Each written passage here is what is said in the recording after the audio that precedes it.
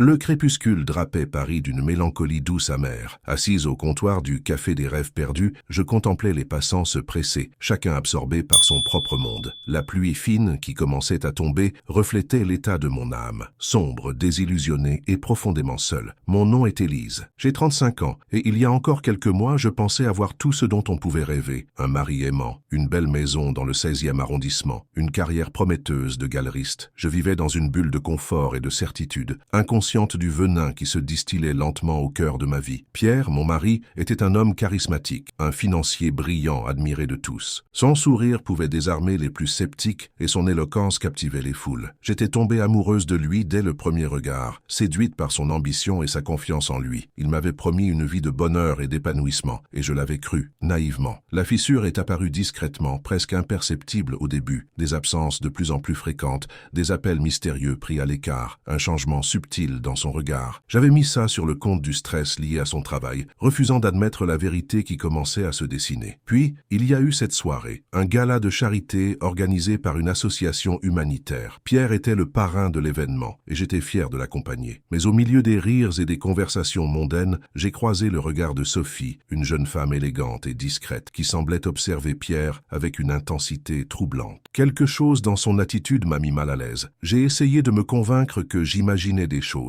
que j'étais paranoïaque. Mais l'intuition féminine est une force puissante, et la mienne hurlait à l'injustice. Plus tard dans la soirée, j'ai surpris une conversation entre Pierre et Sophie, cachée derrière un rideau de velours. Des mots chuchotés, des regards complices, des sous-entendus qui ne laissaient aucun doute. Mon monde s'est effondré en un instant. La trahison de Pierre était une blessure profonde, une humiliation publique. Mais ce n'était que la partie émergée de l'iceberg. Ce que j'allais découvrir par la suite allait bien au-delà de l'infidélité conjugale. Pierre n'était pas seulement un mari infidèle, il était aussi un criminel. Ses activités financières, que je pensais légitimes, étaient en réalité un réseau complexe de blanchiment d'argent et de corruption. La révélation a été brutale. J'étais marié à un homme que je ne connaissais pas, un homme qui m'avait menti et manipulé pendant des années. La douleur de la trahison s'est transformée en colère, une colère froide et déterminée. Je ne pouvais pas laisser Pierre s'en tirer. Je devais le dénoncer, le faire payer pour ses crimes et reconstruire ma vie, même si cela signifiait tout perdre. La tâche s'annonçait ardue. Pierre avait des relations puissantes, des complices influents. Il était protégé par un mur de silence et de complicité, mais j'étais prête à me battre. J'avais perdu mon innocence, ma confiance, mon amour, mais j'avais gagné quelque chose de plus précieux, la rage de survivre, la détermination de me venger et l'espoir de trouver un jour la rédemption. Mon plan commençait à prendre forme, lent et méticuleux, comme une toile d'araignée tissée dans l'ombre. La première étape consistait à gagner la confiance de Sophie, la clé qui ouvrirait les portes du monde obscur de Pierre. Resumo temático. Uma esposa, traída e humilhada pelas atividades criminosas do marido, orquestra uma reviravolta, expondo-o e reconstruindo sua vida,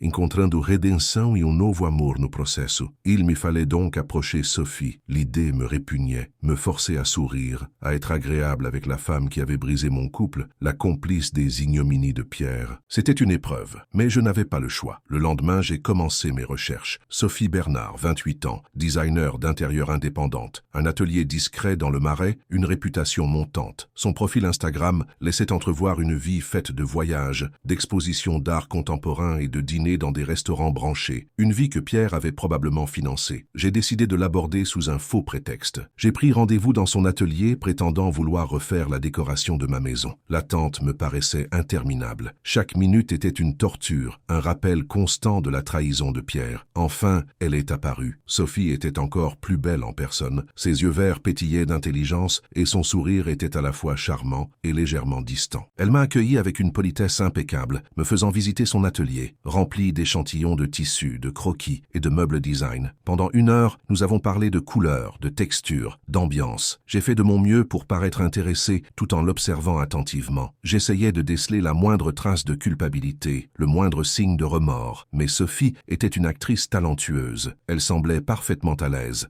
maîtresse de la situation. À la fin du rendez-vous, alors que je m'apprêtais à partir, j'ai glissé une question anodine, comme par hasard. Vous connaissiez Pierre depuis longtemps? Son sourire s'est légèrement crispé. Nous nous sommes rencontrés il y a quelques mois, lors d'une soirée. Nous avons des amis en commun. Il est charmant, n'est-ce pas? Toujours plein d'attention. Ma voix tremblait légèrement, mais j'ai réussi à maintenir mon sourire. Sophie a hésité un instant, puis a répondu d'un ton neutre. Oui, c'est un homme très agréable. J'ai senti que j'avais touché un point sensible. J'ai insisté doucement. Il est très occupé ces derniers temps. Ses affaires marchent bien, paraît-il. En effet, il a beaucoup de projets. Des projets intéressants. Son regard s'est durci. Je ne suis pas au courant de ses affaires personnelles, madame. Élise, appelez-moi Élise. J'ai pris sa main, la serrant légèrement. Nous pourrions peut-être déjeuner ensemble un de ces jours, pour parler de la décoration, bien sûr, mais aussi d'autres choses. Elle a retiré sa main avec une politesse glaciale. Je suis très occupé, mais je vous recontacterai si j'ai du temps libre. J'ai compris que je devais changer de stratégie. L'approche directe ne fonctionnerait pas. Sophie était trop prudente, trop bien protégée. Il fallait que je gagne sa confiance, que je me fasse passer pour une alliée. La tâche s'annonçait plus difficile que je ne l'avais imaginé. De retour au café des rêves perdus, je me suis senti découragé. La pluie continuait de tomber, noyant Paris dans une tristesse infinie. J'ai commandé un verre de vin rouge et j'ai contemplé mon reflet dans la vitre embuée. Qui étais-je devenu? Une femme trahie, humiliée, transformée en espionne? La vengeance allait-elle vraiment me rendre heureuse? Soudain, mon téléphone a sonné. Un numéro inconnu. J'ai hésité, puis j'ai répondu. « Élise, c'est Sophie. » Mon cœur s'est emballé. « Sophie, je suis ravi de vous entendre. J'ai réfléchi à votre proposition de déjeuner. Je suis libre demain midi. Si cela vous convient ?» J'ai souri. La toile d'araignée commençait à se tisser. Le lendemain, lors du déjeuner, Sophie semblait plus détendue, presque amicale. Elle a parlé de son travail, de ses passions, de ses rêves. J'ai écouté attentivement, feignant l'empathie, tout en cherchant la faille dans son armure. Puis, au moment de l'addition, elle a lâché une bombe. « Élise, je sais pourquoi vous m'avez contacté. J'ai failli m'étouffer avec mon café. Comment ça? Je sais que vous êtes au courant des affaires de Pierre et je sais que vous n'êtes pas dupe.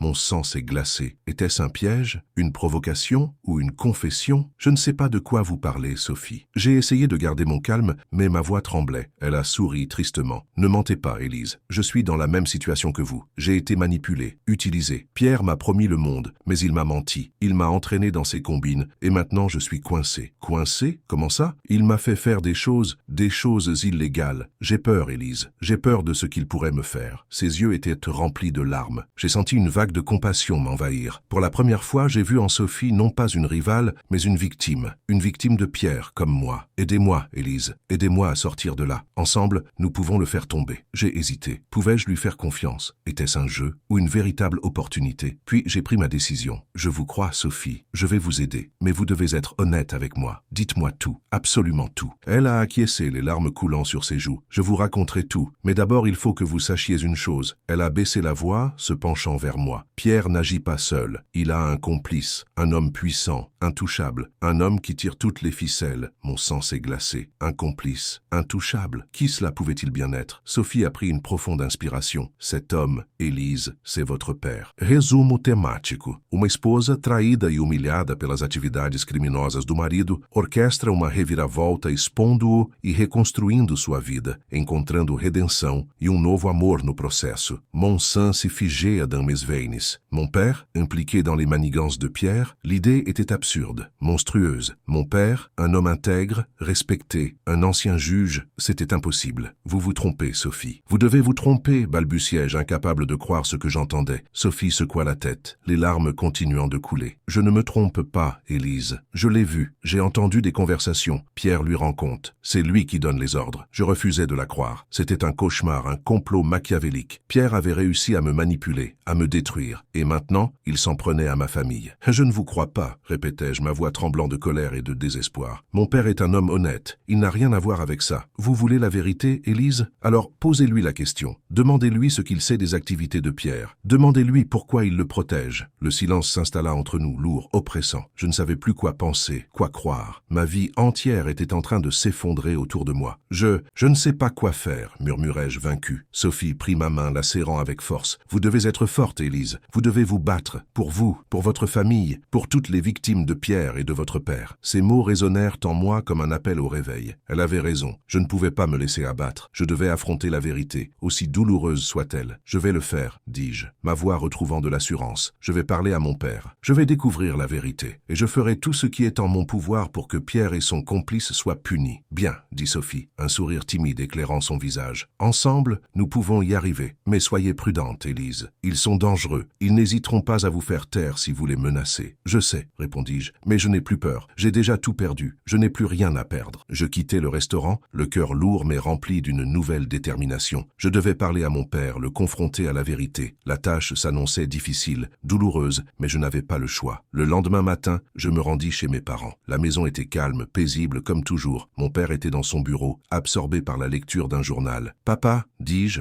entrant dans la pièce. Il leva les yeux, un sourire chaleureux illuminant son visage. « Élise, quelle agréable surprise. Que me vaut le plaisir de ta visite? Il faut que je te parle, papa. C'est important. » Son sourire s'estompa légèrement. « Qu'est-ce qui se passe, ma chérie? Tu as l'air inquiète. » Il s'agit de Pierre. Son visage se ferma. « De Pierre? Qu'est-ce qu'il a encore fait? » « Je sais pour ses affaires, papa. Je sais qu'il n'est pas celui qu'il prétend être. » Il ne répondit pas, son regard fuyant le mien. Le silence s'installa entre nous, pesant, accusateur. « Vous le saviez, n'est-ce pas, papa? Vous saviez qu'il était impliqué dans des activités illégales. » Il soupira, passant une main lasse sur son visage. « Je ne peux pas t'en parler, Élise. C'est trop compliqué. »« Non, papa, ce n'est pas trop compliqué. Dites-moi la vérité. Dites-moi ce que vous savez. » Il hésita un instant, puis se décida à parler. « Pierre est impliqué dans un réseau de blanchiment d'argent. Il travaille pour des gens dangereux. »« Et vous, papa? Quel est votre rôle dans tout ça? » Il baissa la tête, honteux. « J'ai essayé de l'aider. Je voulais le protéger. »« Le protéger? Mais pourquoi, papa? Pourquoi protéger un criminel? » Il leva les yeux, le regard rempli de tristesse. « Il me menaçait, Élise. Il menaçait de révéler des choses sur moi, des choses que je voulais garder secrètes. »« Quelles choses, papa? » Il hésita, puis finit par avouer. « Il sait que j'ai accepté des pots de vin il y a des années, quand j'étais juge. Il a des preuves. Si l'affaire éclate, je suis ruiné. Mon monde s'effondra une fois de plus. Mon père, un homme corrompu, un homme prêt à tout pour protéger son secret. Je ne vous reconnais plus, papa, dis-je, les larmes coulant sur mes joues. Vous avez trahi votre serment, votre honneur, votre famille. Je sais, Élise, je sais que j'ai fait des erreurs, mais je voulais te protéger. Je ne voulais pas que tu sois impliquée dans tout ça. Me protéger, en me laissant marier un criminel, en me mentant pendant des années? Je suis désolé, Élise. Je suis sincèrement désolé. Vos excuses ne suffisent pas, papa. Pierre doit être arrêté, et vous devez assumer vos responsabilités. Il soupira, résigné. Je sais, je suis prêt à tout avouer. Je suis prêt à témoigner contre Pierre. C'est la moindre des choses, papa. Mais cela ne suffira pas à effacer vos crimes. Je quittais la maison de mes parents, le cœur brisé. J'avais découvert la vérité. Une vérité amère, douloureuse. Mon père était un homme corrompu, un complice de Pierre. Mais j'avais aussi trouvé la force de me battre, de dénoncer leurs crimes, de reconstruire ma vie. La vengeance était en marche. Resumo temático. Uma esposa, traída e humilhada pelas atividades criminosas do marido, orquestra uma reviravolta, expondo-o e reconstruindo sua vida, encontrando redenção e novo amor no processo. Le poids des aveux de mon père pesait sur mes épaules comme une chape de plomb. Comment avais-je pu être aussi aveugle, aussi naïve? J'avais cru en l'intégrité de mon père, en l'amour de mon mari, et tous deux m'avaient trahi de la manière la plus abjecte. De retour à mon appartement, je me suis effondré sur le canapé, incapable de retenir mes larmes. La colère, la tristesse, la honte se mêlaient dans un tourbillon d'émotions dévastatrices. J'avais besoin de temps pour digérer cette avalanche de révélations, pour élaborer un plan d'action. Soudain, mon téléphone sonna. C'était Sophie. « Élise, comment ça va ?» Sa voix était empreinte d'une sincère inquiétude. « Je